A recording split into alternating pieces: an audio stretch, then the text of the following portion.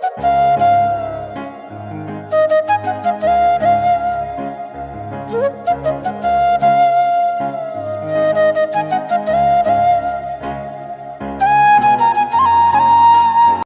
Morning. দেখো আমি চলে এসেছি আবারও নতুন একটা দিনে নতুন একটা ভিডিও নিয়ে, নতুন একটা সকাল।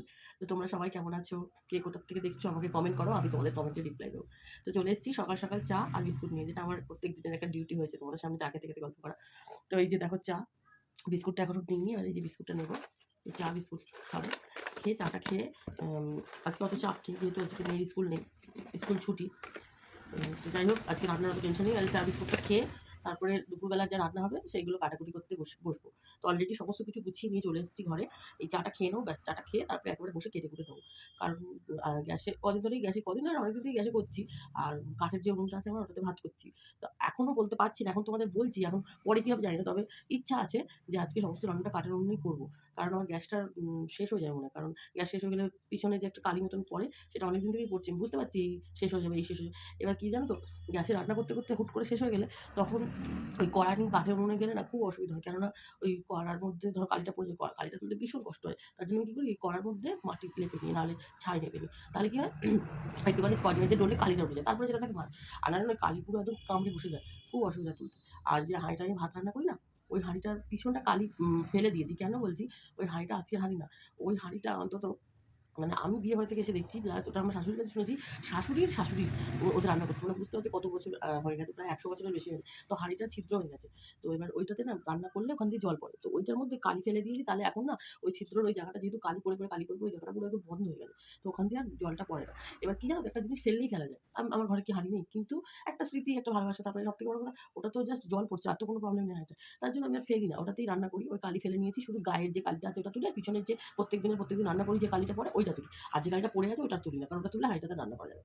আর একটা কড়াও ছিল ওরকম, কিন্তু কড়াটা ওটাতেই করতাম, ওটা তো ওরকম ছিদ্র হয়ে গেছে। তো ওটা কই না, ওটা রেখে দিয়েছি। তো ওই কড়াটা অনেক, এই প্রায় ২ বছর ধরে ভাবছি যে ওই কড়াটাকে মাটি দিয়ে, মানে যে তোলা উনুন তোমরা দেখেছো কিনা, মানে তোলা উনুন বলতে কি, এক জায়গা থেকে এক জায়গায় নিয়ে যাওয়া যায়, এগুলোকে বলে তোলা উনুন। তো তোলা উনুন করবো। প্রথমত উনুন পাতার লোক পাই না, দ্বিতীয়ত মাটি তবু পাওয়া যাবে, কারণ আমাদের এখানে গ্রামাঞ্চল, মাটি আছে। কিন্তু ওই উনুন পেতে দেওয়ার লোক হয় না। মানে আমি তো উনুন পাততেই পারি না। এই উনুনগুলো তাই আমার ওই পাশের বাড়ি দিদি পেতে দিয়ে যায়। আর এই তোলা উনুনটা ওই দিদি পাততে পারে না। তোলা ওই মানে ওই উনুনগুলো সবাই পারে না। যে পারে তাদেরকে বলা, এবার তাদের সময় হয় না।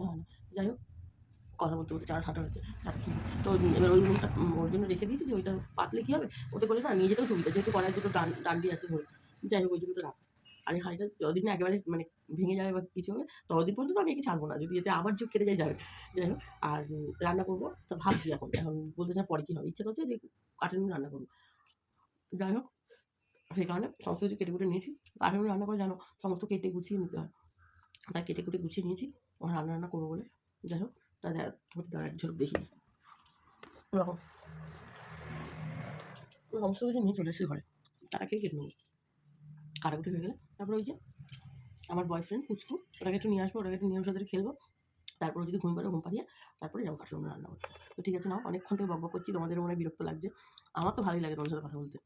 যাই হোক, তো এবার তাহলে ব্লগ বলবো না, ভিডিওটা এখানে এন্ড করছি। আবার কাটাকুটি করার পরে কী কী কাটলাম তোমাদেরকে শেয়ার করবো। ঠিক আছে, আজকে মানে এই মুহূর্তে এখন ব্লগটা এখানেই অফ করছি, ভিডিওটা। তো দেখো, চালটা এখনো ধুইনি, জাস্ট রাখলাম, চালটা ধুয়ে আনবো। আর এই যে আলু কেটে পুরো ধুয়ে নিয়েছি।